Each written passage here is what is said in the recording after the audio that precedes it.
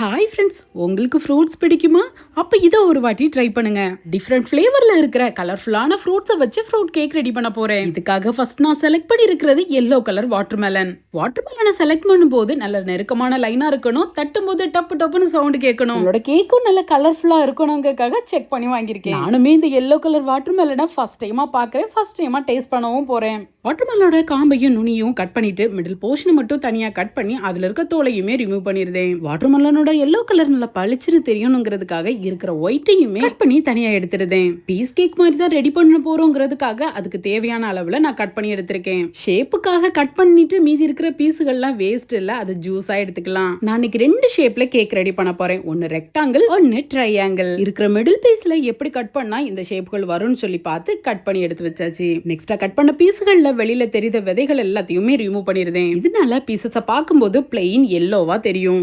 இப்போ நம்மளோட cake pieces எல்லாமே ரெடி ஆயாச்சு.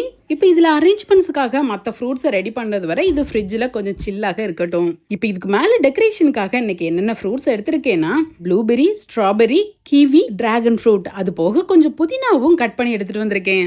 நெக்ஸ்டா இப்போ இந்த ஃப்ரூட்ஸ் எல்லாத்தையுமே க்ளீன் பண்ணியும் எடுத்துருதேன். ஸ்ட்ராபெரியை கொஞ்சம் சோடாப்பும் வினிகரும் சேர்த்து நல்லா மிக்ஸ் பண்ணி விட்டு ஊற விட்டு அலசி எடுத்துருதேன். ப்ளூபெரியும் கிவியையும் சும்மா அலசி எடுத்துருதேன். டிராகன் ஃப்ரூட்டையும் லைட்டா கழுவிட்டு நுனியையும் காம்பையும் கட் பண்ணிட்டு தோலையும் உரிச்சு எடுத்துட்டேன். இப்போ ஃப்ரூட்ஸ் எல்லாத்தையுமே க்ளீன் பண்ணியாச்சு. ஸ்ட்ராபெரி, கிவி, டிராகன் ஃப்ரூட்டையும் நம்ம தேவையான ஷேப்ல கட் பண்ணி எடுத்துருதேன். டிராகன் ஃப்ரூட்டை மட்டும் கட் பண்ணிட்டு குக்கி கட்டரை வச்சு கொஞ்சம் ஷேப்பா கட் பண்ணி எடுத்துருதேன். பார்க்க இன்னும் கொஞ்சம் நல்லா இருக்கும். அதுக்காக க்ளீன் பண்ற ஃப்ரூட்ஸை க்ளீன் பண்ணியாச்சு, கட் பண்ணக்கூடிய ஃப்ரூட்ஸை கட் பண்ணியாச்சு. இனிமே டெக்கரேட் பண்ணிடலாம். நீங்க நார்மலான வாட்டர்மெலன் யூஸ் பண்றீங்கன்னா அதுக்கு ஆப்போசிட் கலர்ல ஃப்ரூட்ஸையும் செலக்ட் பண்ணிக்கோங்க. இப்போ ஃப்ரிட்ஜ்ல இருந்த வாட்டர்மெலனையும் எடுத்துட்டு வந்துட்டேன். இப்போ ரெடி பண்ணி வச்சுக்க ஃப்ரூட்ஸ் எல்லாத்தையும் வாட்டர்மெலன்ல பிளேஸ் பண்ணிடலாம். இது நம்ம கிரியேஷனை பொறுத்து தான், எப்படி வச்சா நல்லா இருக்கும்னு பார்த்து நம்மளே அரேஞ்ச் பண்றது தான். டிராகன் ஃப்ரூட்டை குக்கி கட்டர் வச்சு கட் பண்ண மாதிரி ஸ்ட்ராபெரியை ஹார்ட் ஷேப்ல கட் பண்ணியிருக்கேன். ஃப்ரூட்ஸ் ஒன்னோட ஒன்னு ஜாயிண்ட் ஆகிருக்கணுங்கிறதுக்காக டூத் பிக்கை வச்சு பின் பண்றேன். ரெடி பண்ணி வச்சிருந்த ட்ரையாங்கிள், ரெக்டாங்கிள் கேக்கை இப்ப டெக்கரேட் பண்ணியாச்சு. இந்த ஃப்ரூட்ஸ் எல்லாம் பார்க்க எவ்வளவு கலர்கள் வித்தியாசமா இருக்குதோ அதே மாதிரி டேஸ்டும் வித்தியாசமா இருக்கும். ஒன்னு புளிக்கும், ஒன்னு இனிக்கும். இதை நம்ம டேஸ்ட் பண்ணும்போது ஒவ்வொரு பைட்டுக்கும் ஒவ்வொரு டேஸ்ட் கிடைக்கும். ஏன் எப்பவும் ஃப்ரூட்ஸ் அப்படியே கட் பண்ணி சாப்பிடணும்? கொஞ்சம் டிஃபரெண்டா இப்படியும் ட்ரை பண்ணி சாப்பிடலாமே.